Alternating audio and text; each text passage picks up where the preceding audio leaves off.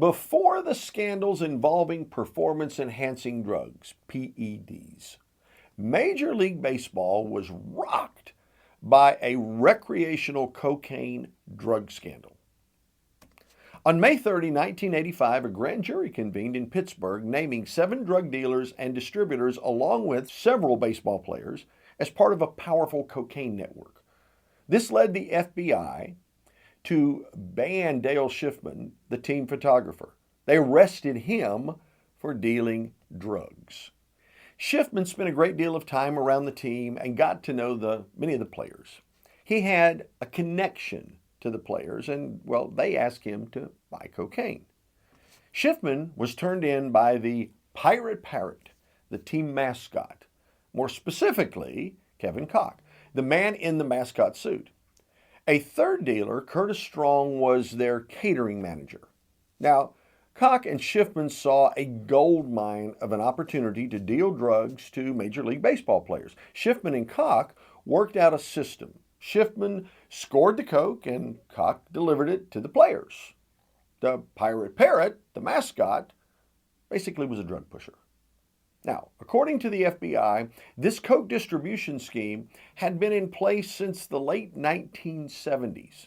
The result of the widening investigation at that time was that 13 Major League Baseball players from a number of different teams were hauled in front of the Pittsburgh grand jury, and over time, 21 players would be implicated.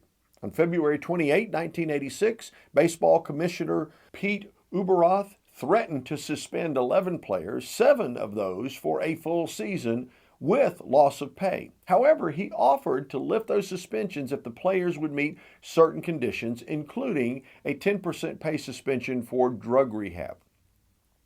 Now, the position of law enforcement at the time was that the dealers should be criminally punished, but the players were just victims and shouldn't be. Of the drug dealers who were punished, the larger sentence came down on Strong and Schiffman, both serving only a few years.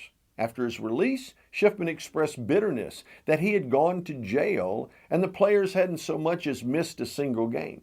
Schiffman estimated that 17 of the 25 players in the Pittsburgh Pirates team, about 70% of them, were using cocaine. The thinking of Major League Baseball may have been, we can't go after the players because that would be hurting the image of the entire league. So we have to go after other targets. Now, on the surface, Schiffman's sentence over serving jail time was the victim's game. Instead of owning up to the fact that he was dealing illegal drugs, Schiffman tried to redirect the blame. Major League Baseball, well, they tried to convince us that they took care of everything because they brought the sources of the drugs, Schiffman and other dealers, to justice. But they certainly didn't take care of everything. You see, what Major League Baseball really failed to do was follow through on their commitment to do the random drug testing, at least of the players involved in the scandal. By doing that, they could have set an example for other players and for the fans, especially kids who were most certainly paying attention. Of course, as with any group, members of the Players Association knew that some players are abusing illegal substances, yet rarely are they willing to expose the problem because, well, they don't want the entire membership put under the microscope.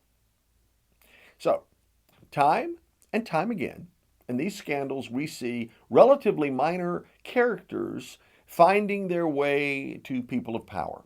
Minor influences find their way to people of power because, well, quite simply, power can offer prestige, wealth, and a feeling of self-importance. I'd also say there was a lot of ego at play here. With respect to the Pittsburgh cocaine trial, the photographer was only that, a photographer. In counseling athletes at any level, I'm reminded that their success is based on their abilities on the field, not in the ego rush that wannabes want to give them off the field. In Pittsburgh in 1985, someone needed to kick the photographer out of the locker room. That would have been a start. Hey, Monday Morning Ethics covers 31 of the most important sports scandals over the past 75 years. And if you want to purchase a copy of Monday Morning Ethics, go to leadershipbooks.com. Or Amazon.com. And hey, subscribe to the channel if you'd like to hear some more of the scandals from Monday Morning Ethics.